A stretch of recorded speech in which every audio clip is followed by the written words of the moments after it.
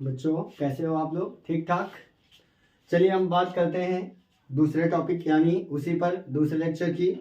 तो उस दिन हम लोग पढ़ चुके थे, आवेश पढ़ चुके थे। आवेश कितने प्रकार के होते हैं, आवेश के बारे में जानकारी हुई थी। आवेश की योज्यता नियम क्या होता है, आवेश वेग पर निर्भर नहीं करता है।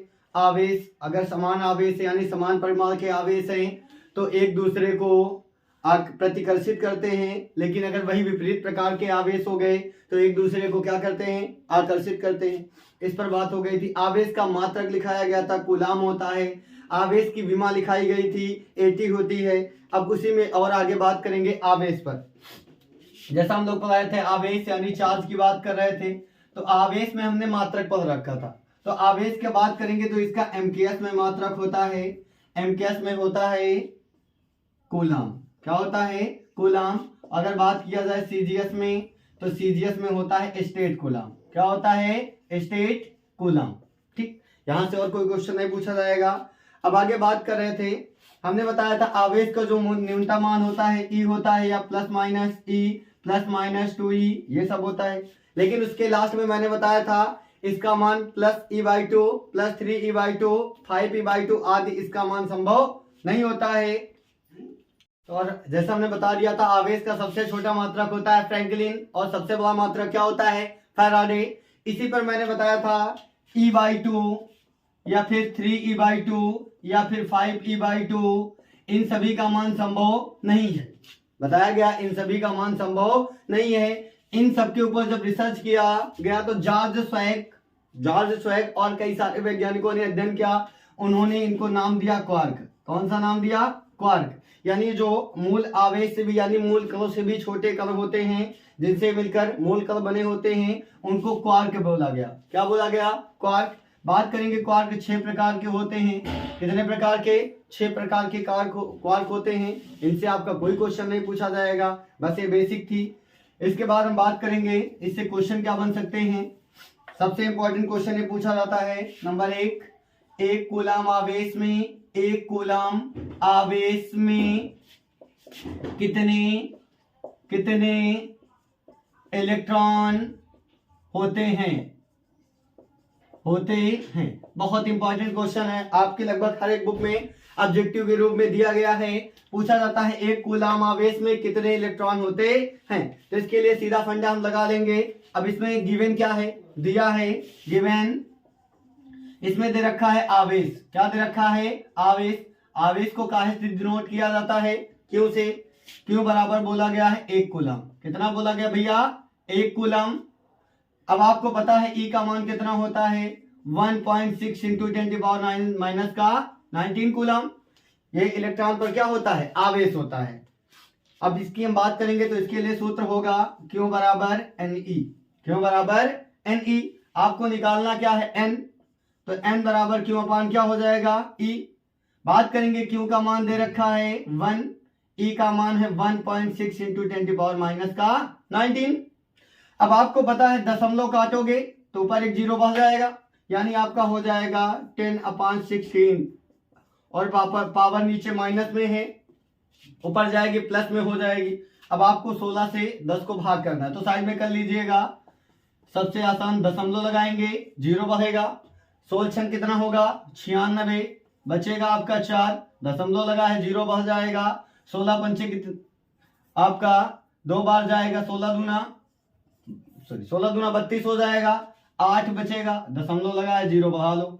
16 पंचे कितना हो जाएगा? 80, यानी आपका हो जाएगा 0.625 इंटू 10⁻⁻ का 19। लेकिन आपका जो फिजिक्स कहती है, यानी एक फिजिक्स का रूल ही आप समझ सकते हो कि जो आपका आंसर आना चाहिए गिवन होता है वो एक अंक के बाद ही दशमलव लगना चाहिए। तो हमें एक अंक के पहले लगा तो एक अंक के बाद लगाएंगे, यानी आपका लिखा है 0.625 इंटू 10⁻⁻ का 19। आपको दशमलव कहां ले जाना है? पीछे। कहां ले जाना है? पीछे। तो 6.25 इंटू 10⁻⁻ का 19। अब जितना पीछे ले जाना है उतना इसमें ये माइनस प्लस का होगा, ऊपर जाएगा तो प्लस का हो जाएगा, ये प्लस का होगा।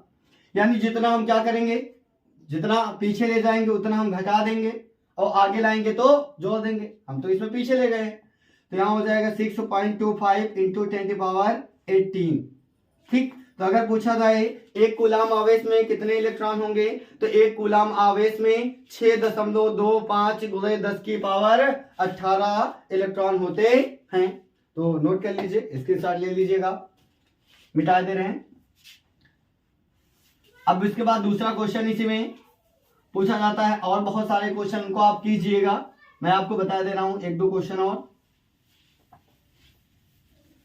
जैसे आपका दूसरा क्वेश्चन है 3.2 कूलाम आवेश में कितने इलेक्ट्रॉनों की अधिकता है। अब की बार क्या पूछ लिया गया, अधिकता है, कितने इलेक्ट्रॉनों की अधिकता है तथा इसकी प्रकृति। सॉरी, एक मिनट, क्वेश्चन थोड़ा सा ये नहीं पूछेगा। इलेक्ट्रॉनों की संख्या, कितने इलेक्ट्रॉन हैं, क्वेश्चन यही होगा आपका। 3.2 कूलाम आवेश में कितने इलेक्ट्रॉन होंगे, तो इसका आंसर आप लोग दे लेंगे। ठीक, इसको बताने की आवश्यकता नहीं है। अगला क्वेश्चन अब पूछा जाए, अगर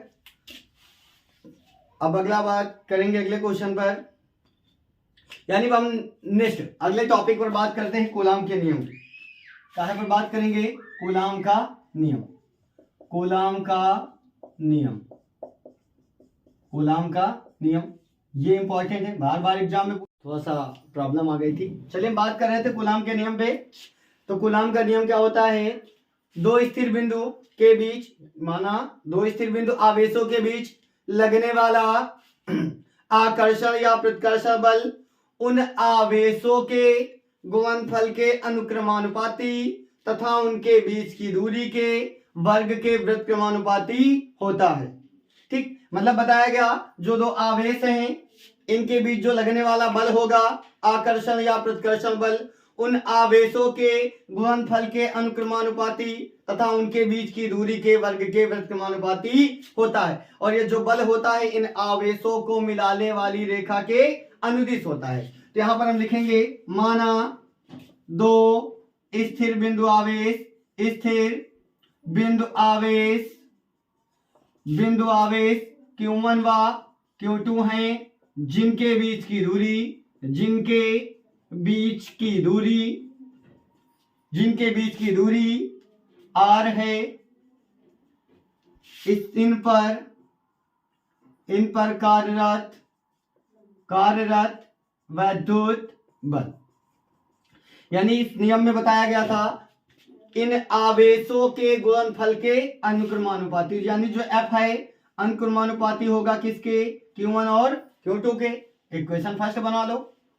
बात करेंगे, दूसरा बोला गया था तथा उनके बीच की दूरी, यानी दूरी के वर्ग के व्युत्क्रमानुपाती, इक्वेशन 2 हो जाएगा। अब लिखेंगे समीकरण 1 व 2 से। अब 1 व 2 से देखेंगे तो हो जाएगा F अनुक्रमानुपाती Q1 Q2 बटे R²। जैसा आप देख पा रहे होंगे F अनुक्रमानुपाती Q1 Q2 बटे R²। अब इसमें अगर हम बात कर लेते हैं, इधर साइड में हम किए दे रहे हैं। अब यहां पर आप देख रहे हैं जैसे ही हम ये अनुक्रमानुपाती का निशान हटाएंगे कोई ना कोई कांस्टेंट जन्म लेगा, यानी यहां से हो जाएगा F बराबर स्मॉल के Q1 Q2 बटे R²। जहां स्मॉल के कूलाम नियतांक है, कूलाम नियतांक है, यानी जो स्मॉल के है ये है कूलाम नियतांक।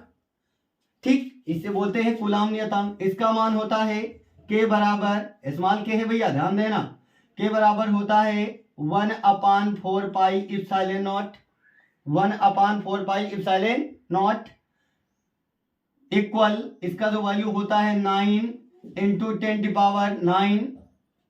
अब इसके बाद करते हैं इसका मात्रक क्या होता है, तो इसका मात्रक होता है न्यूटन मीटर स्क्वायर प्रति कूलाम स्क्वायर। यानी बताया गया जो कूलाम का नियम होता है, बताया जाता है दोनों आवेशों के गुणनफल के अनुक्रमानुपाती तथा उनके बीच की दूरी के वर्ग के व्युत्क्रमानुपाती। तो हमने अनुक्रमानुपाती का निशान हटाया, एक कांस्टेंट जन्म लिया स्मॉल के, उसको यानी वो क्या है कूलाम नियतांक है।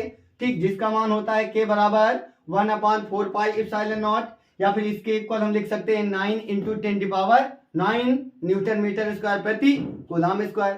तो ऐसा आपको दिख रहा होगा। ठीक, चलिए इतना मिटा दे रहे हैं, फिर आगे हो गया, ले लो स्क्रीनशॉट।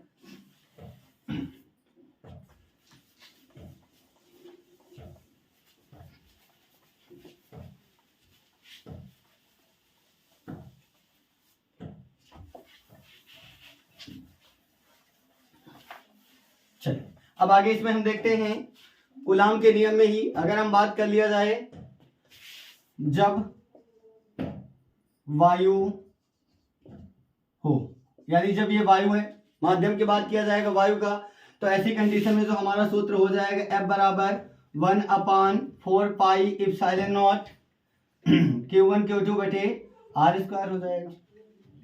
जब बात किया जाएगा कोई अन्य माध्यम की, अन्य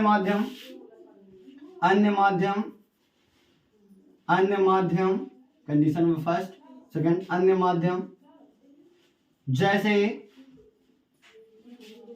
कांच, जल, अभ्रक आदि, यानी कोई भी एनी वन माध्यम आ जाए, तो ऐसी कंडीशन में जो हमारा सूत्र हो जाएगा F बराबर 1/4 epsilon not K Q1 Q2 बटे R स्क्वायर, ये सूत्र हो जाएगा। यानी जब वायु की बात करेंगे तो यहां पर K नहीं होगा, बाकी अन्य के लिए यहां पर हमारा आ जाएगा K। ठीक, अब ये क्या है, जैसे बोला जाता है यानी दो आवेश परावैद्युतांक जल में, यानी दोनों जल के बीच रखे हैं या धातु की कंडीशन में या वायु में रखे हैं, तो ऐसी कंडीशन में यहां पर हमारा K आ जाएगा। ठीक, अब बात करते हैं वायु के लिए, तो वायु की बात किया जाए तो K का मान कितना होता है 1। अगर जल के लिए बात किया जाए तो K का मान होता है 80 या 81 लगभग। बात किया जाता है अगर धातु के लिए, तो धातु के लिए K का मान होता है अनंत। अगर बोला जाए अन्य कोई माध्यम, अन्य माध्यम, तो अन्य माध्यम में K बराबर हो जाएगा 1 से अधिक। एनीवन कोई भी कंडीशन आ जाए, जैसे आपका एक बार पूछा गया था इस बार पेपर में ऑब्जेक्टिव क्वेश्चन में, चांदी का परावैद्युतांक, तो चांदी का कैपिटल K का मान क्या होता है, तो उसमें आपका एक ऑप्शन था, यानी चांदी धातु है और धातु के लिए K का मान क्या होता है, इन्फिनिटी हो जाएगा। ठीक, तो इतना आपने देख लिया है। अब आगे बात करेंगे इसमें हम एप्सिलॉन क्या है, एप्सिलॉन पर चर्चा करते हैं। मिटा देना भैया।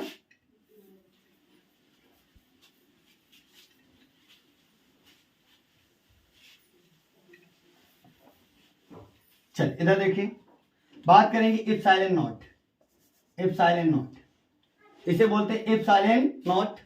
ठीक, ये माध्यम की वैद्युतशीलता है, निर्वात की वैद्युतशीलता, निर्वात की वैद्युतशीलता, वैद्युतशीलता इसे बोलते हैं निर्वात की वैद्युतशीलता।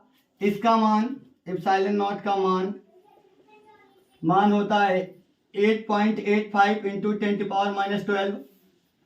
बात करेंगे इसका मात्रक क्या होता है, तो मान लो हमें तो मालूम है, लेकिन अगर आपको नहीं मालूम तो निकालेंगे कैसे।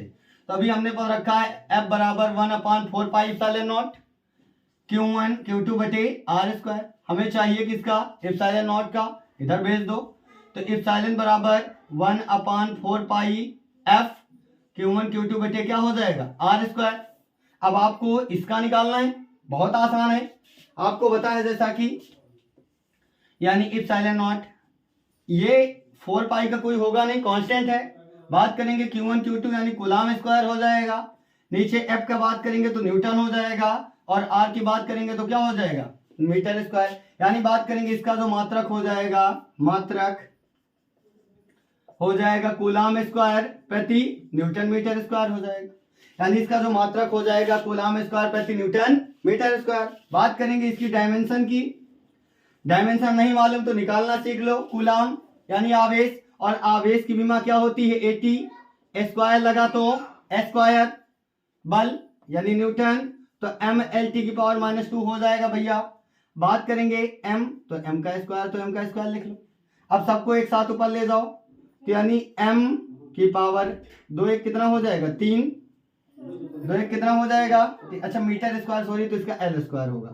ठीक, तो यहाँ m की पावर -1 हो जाएगी, जैसा आपको देख रहे हैं m प्लस का है, ऊपर जाएगा माइनस का, 2 1 कितना हो जाएगा 3, 12 की पावर कितना हो जाएगा 3, नीचे t माइनस का 2 है, ऊपर भी 2 प्लस का है, तो कितना हो जाएगा t की पावर 4, a ऊपर क्या होगा स्क्वायर। तो यानी जैसा आप देख रहे हैं -13 प्लस 42 इसकी डायमेंशन हो जाएगी। बात इसका मात्रक हो गया, इसकी विमा हो गई। अब हम बात करेंगे माध्यम का परावैद्युतांक। काय पे बात करेंगे? माध्यम का परावैद्युतांक। चलिए इसमें हम बात कर रहे हैं माध्यम का परावैद्युतांक। तो माध्यम का परावैद्युतांक जो होता है, परावैद्युतांक क्या बोलते हैं? परावैद्युतांक।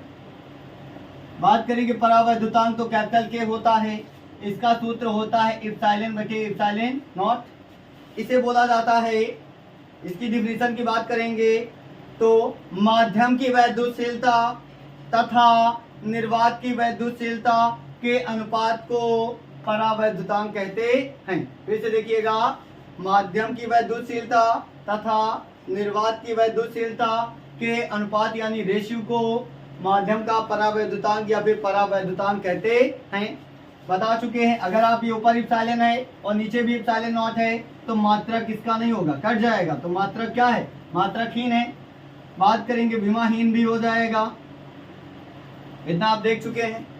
अब इसके बाद हम बात कर रहे थे कूलाम का नियम। तो कूलाम का नियम बराबर F बराबर 1/4 pi epsilon not Q1 Q2 बटे R स्क्वायर। अब यहीं पर बोल दिया जाए कूलाम के नियम का अध्यारोपण का सिद्धांत।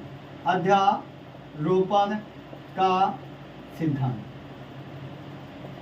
तो इसके लिए जो कूलाम के नियम के लिए होता है यानी F बराबर F1 vector plus F2 vector plus F3 vector plus dot dot Fn vector. यानी जितने सदिश होंगे उन सभी का योग निकालेंगे तो उनका परिणाम ही निकल कर आ जाएगा।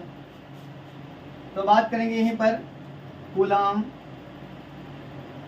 के नियम की सीमाएं। कूलाम के नियम की सीमाएं। अब बात करेंगे कूलाम के नियम की सीमाएं में, तो इसमें 2 नियम बताए गए। यानी पहला ये बताया गया ये केवल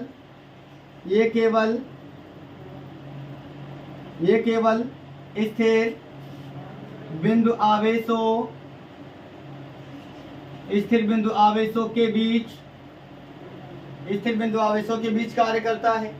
दूसरा बताया गया ये दूरी के व्युत्क्रम यानी जैसा आपने 1/r² देखा था, ये दूरी के व्युत्क्रम वर्ग के नियम का पालन करता है। यानी जिसमें दूरी के व्युत्क्रम वर्ग के नियम की बात किया जाएगा उसी पर यह क्या हो जाएगा आपका, वहीं पर यह नियम लागू होगा।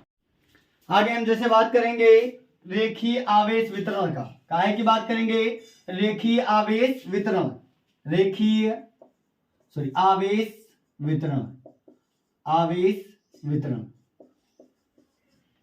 आवेश वितरण की बात करेंगे तो आवेश का जो वितरण होता है वो 3 प्रकार से होता है।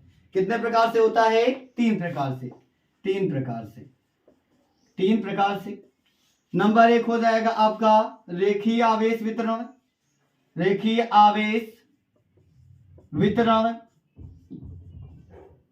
दूसरा हो जाएगा आपका पृष्ठीय आवेश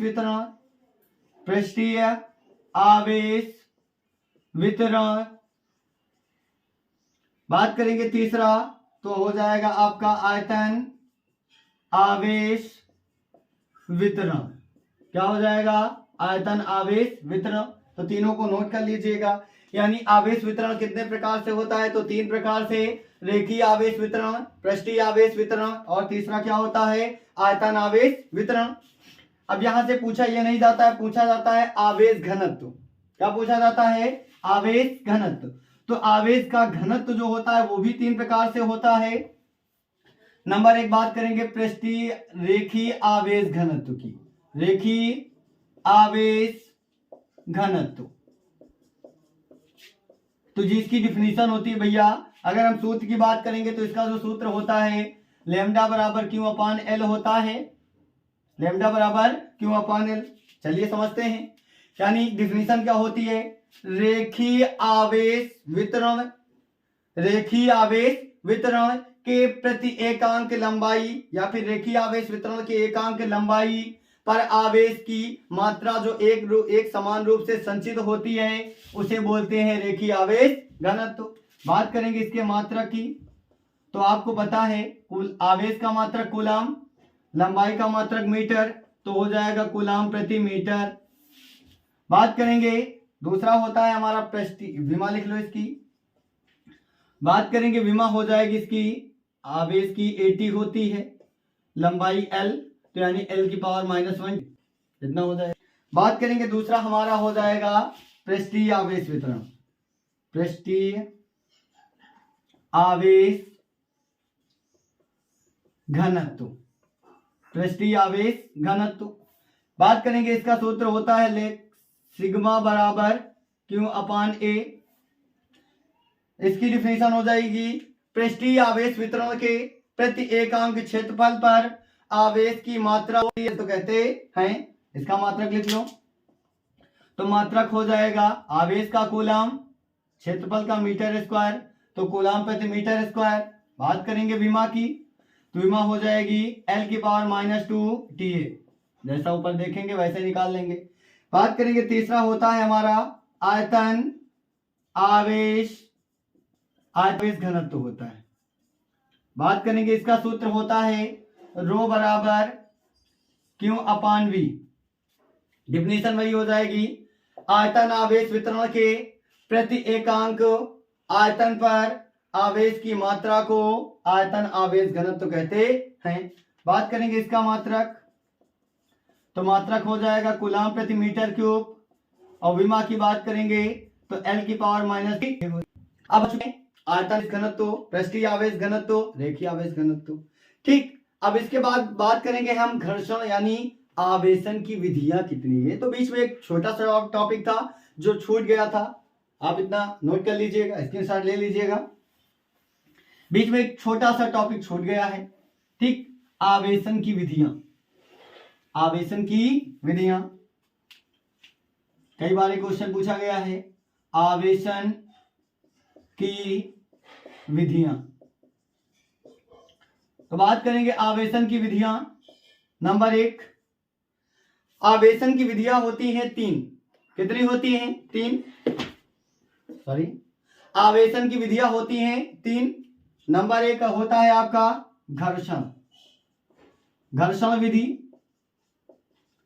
दूसरी होती है आपकी चालन विधि। तीसरी होती है आपकी प्रेरण विधि। यानी बात करें विधि, घर्षण आपको लोग को मालूम होगा, दो वस्तुओं को आपस में स्पर्श कराकर, यानी इसमें लिखेंगे घर्षण में स्पर्श कराकर घर्षण उत्पन्न, यानी जब दो वस्तुओं को आपस में रगड़ेंगे, ठीक, जैसे हम लोग ऐसे लेकर ऐसे रगड़ते हैं तो यहाँ पर आवेश जनरेट हो जाता है। ठीक, तो वही जो यानी जब दो वस्तुओं को आपस में रगड़ा जाता है तो उसके माध्यम से जो आवेश उत्पन्न होंगे उसे बोलेंगे घर्षण विधि के द्वारा आवेश उत्पन्न करना। ठीक, बात करेंगे चालन, तो चालन में क्या होता है? स्पर्श कराकर। जैसे एक क्या है? चार्ज है, और ये क्या है? अनचार्ज, यानी आवेशित है, अनावेशित है। तो जब एक आवेशित एक अनावेशित वस्तु को आपस में स्पर्श कराया जाएगा फिर हटा लिया जाएगा तो कौन सी हो जाएगी आपकी? चालन विधि। सॉरी, इसमें लिखना था हमें रगड़ कर। क्या लिखना था? रगड़ कर। इसमें लिखना है स्पर्श कराकर।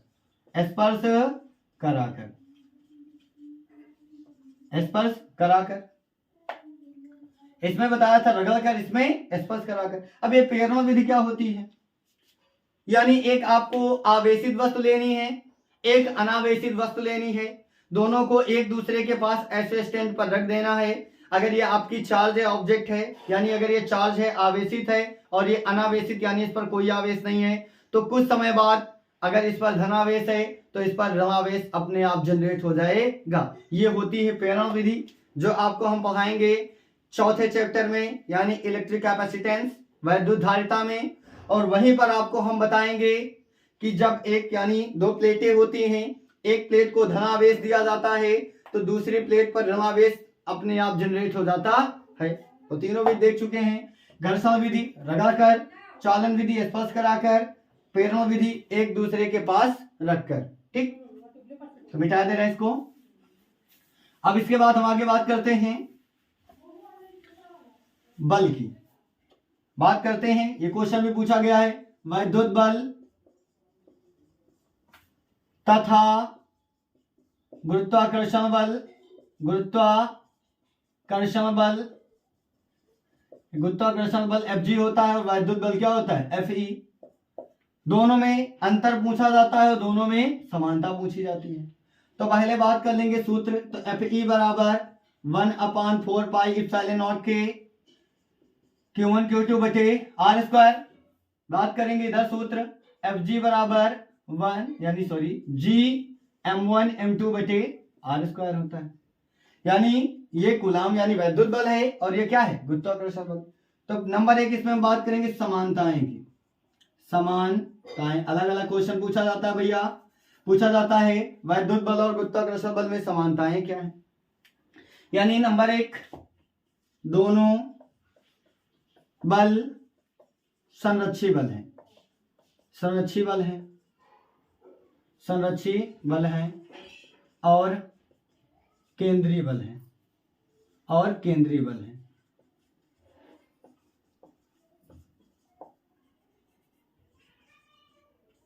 थोड़ा सा लैंग्वेज देख लेना, ठीक है। यानी बताया गया जो दोनों बल यानी वैद्युत बल और गुरुत्वाकर्षण बल है, दोनों कैसे बल है, संरक्षी बल हैं और दोनों केंद्र की ओर लगते हैं, यानी इन्हें केंद्रीय बल भी कहते हैं। अब संरक्षी बल क्या होता है, यानी जब किसी वस्तु का कार्य मान यानी किए गए पथ पर निर्भर करता है, जब किसी ऑब्जेक्ट का कार्य किए गए पथ पर निर्भर करता है तो उसे बोलते हैं असंरक्षी बल। जैसे आपका फ्रिक्शन फोर्स यानी घर्षण बल हो गया, श्यानता गुणांक हो गया, श्यान बल सुना होगा आपने। लेकिन अब संरक्षी बल में क्या होता है, जैसे आप देख ही चुके, वैद्युत बल हो गया, गुरुत्वाकर्षण बल हो गया, यानी ये अपने पथ पर निर्भर नहीं करते हैं। बात करेंगे दूसरा, दोनों ही दूरी के, ये देखो आपको दिखाई दे रहा होगा 1/r स्क्वायर, दोनों में कॉमन है, यानी दोनों ही दूरी के व्युत्क्रम वर्ग के नियम का पालन,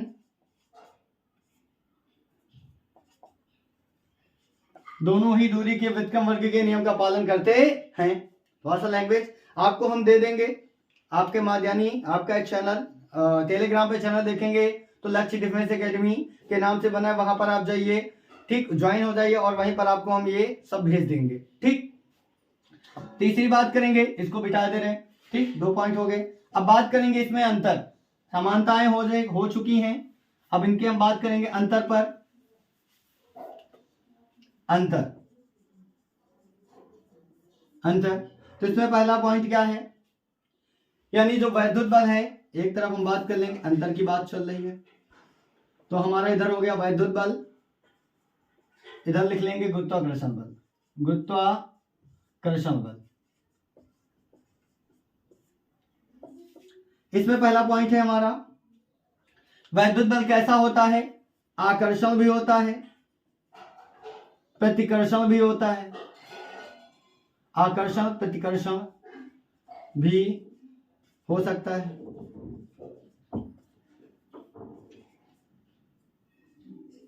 यानी जो आपका वैद्युत बल है आकर्षण भी होता है, प्रतिकर्षण भी होता है, लेकिन जो आपका गुरुत्वाकर्षण बल है सदैव क्या होता है, सदैव आकर्षण होता है, कर्षण होता है।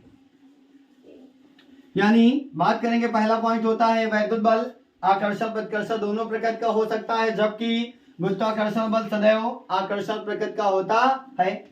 दूसरी बात करेंगे, ये जो आपने देखा होगा वैद्युत बल में कैपिटल के है, इसमें कोई के है क्या, नहीं है। मतलब ये जो क्या होता है, वैद्युत बल दोनों आवेशों के बीच के माध्यम पर निर्भर करता है, दोनों आवेशों के बीच के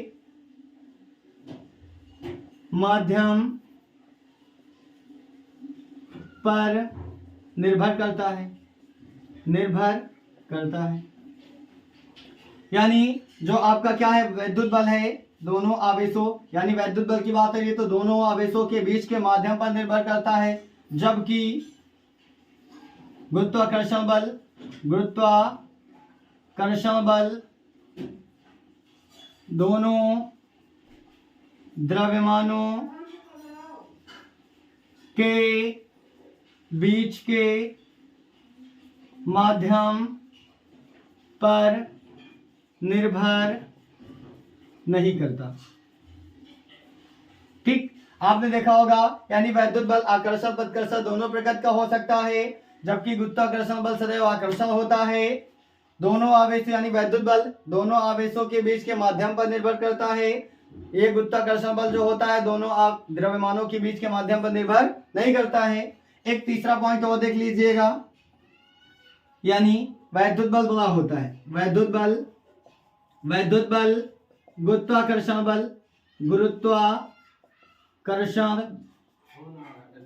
बल से बहुत अधिक बड़ा होता है।